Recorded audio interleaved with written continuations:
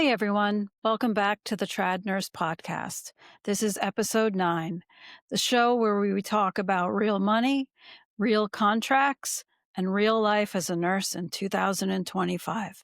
I'm Christine, your host. This topic is near and dear to me as someone who's paid a lot for health insurance over the years, and then at times when I probably needed it most when I was raising my family, opted out of health insurance just because it was too costly. So today's topic, we're going to be talking about the moment a lot of us are living right now, looking at the open enrollment package, which usually happens at the end of the year, and then realizing that our health insurance costs more than our rent or our mortgage, or it could be a paycheck in a 2-week period. I'm seeing it everywhere. Travel nurses, staff nurses, new grads, even seasoned ICU legends. We are walking away from coverage because the math no longer works. If you're one of the thousands of nurses right now who have dropped insurance or are thinking about dropping it, or you're scared to drop it, but the premium is killing you, this episode is for you. I'm going to give you the unfiltered truth, the actual numbers I'm seeing, the risks nobody talks about, and then most importantly, the exact playbook I give my family, other nurses, travelers, my private community on how to protect yourself when you no longer have traditional insurance. Let's jump in. Let me read you 3 real quotes I saw in the last 48 hours from nurses. No names, just the reality.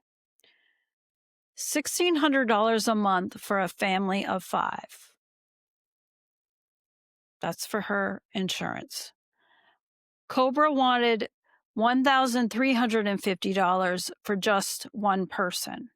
No dental, no vision. One nurse's premium is going from $1,300 to $1,800 next year. And her husband is on insulin.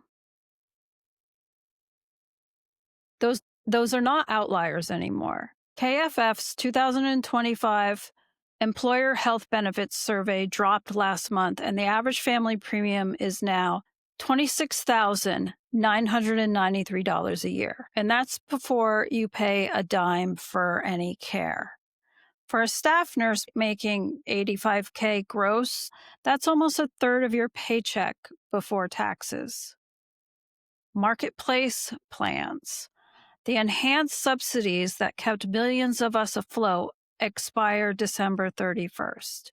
Without an extension, the average subsidized nurse will see their premium jump from $74 a month to over $450 starting January 1st. Some of you are looking at a 400 to 600% increase. And no wonder the top comment I see in every nursing group right now is some version of, I'm done. I'm going without insurance. From the DMs and Facebook threads, nurses have sorted themselves into 3 groups. 1, the I dropped it completely crew, cash pay for everything, good RX, which is good pharmacy, free clinics, and prayer. Number 2, the catastrophic only crew, high deductible plan just so they can still fund an HSA. HSA is your health savings account, and have a $10,000 plus parachute.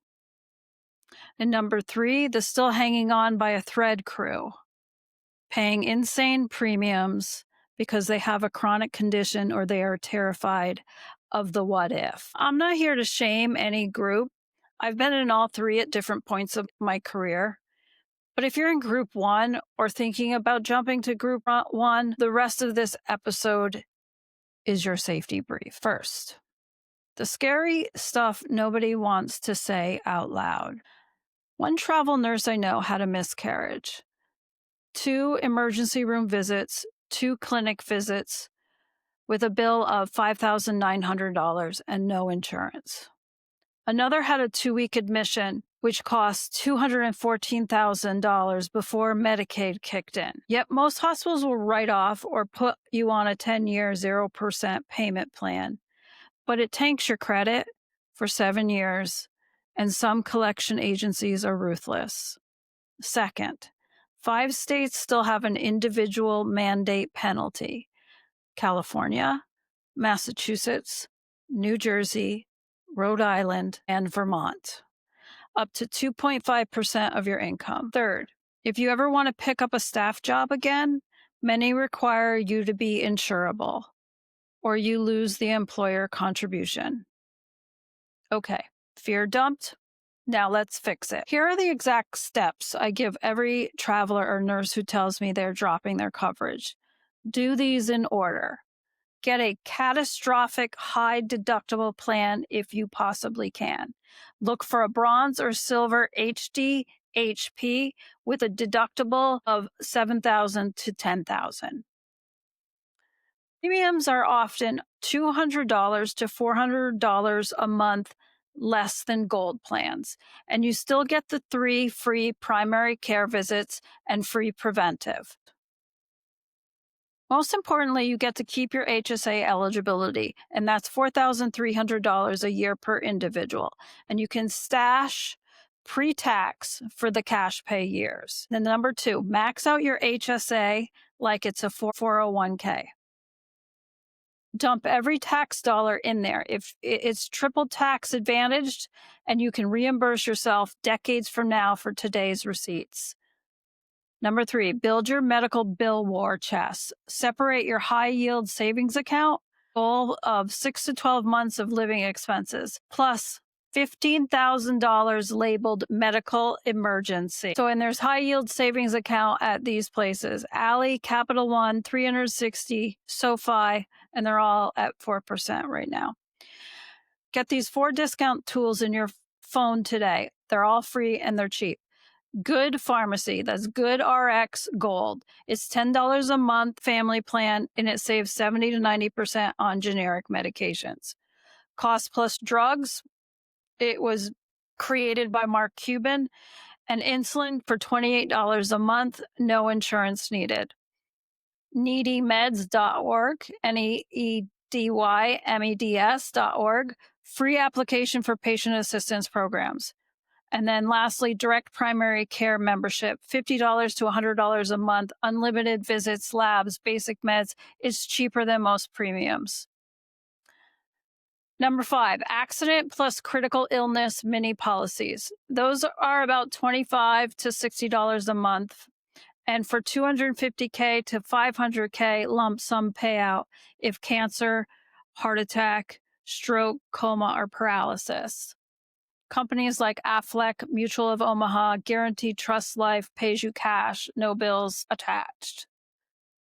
Number 6, negotiate like your life depends on it, because sometimes it does. Discount, often 40 to 60% off, and a 12 to 24 month 0% payment plan. Use this script, and I'll put it also in the show notes. Hi, I'm paying cash. What's your best self-pay, prompt pay discount? And can we set up an interest-free payment plan?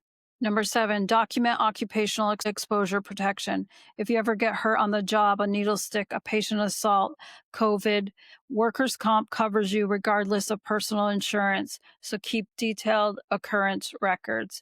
I will say something though. I did work for workman's comp. The more claims that you file, they keep track of all that. So there is a record of your medical claims, and employers will look at that and they may not hire you. So just keep that in mind.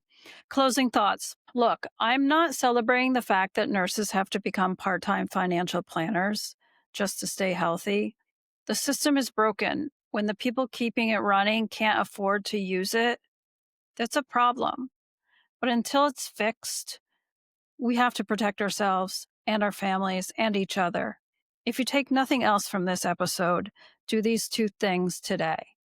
Go to healthcare.gov, run the subsidy calculator with next year's projected income, and see if a bronze HDHP health plan and an HSA actually costs you less than going without.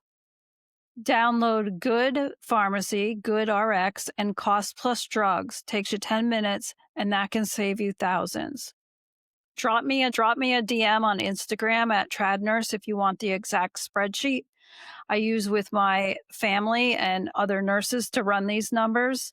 I'm happy to send it to you. Until next time, stay safe, stay paid, and take care of each other out there. You've been listening to the Trad Nurse Podcast. If this has helped you, hit the subscribe and leave a review.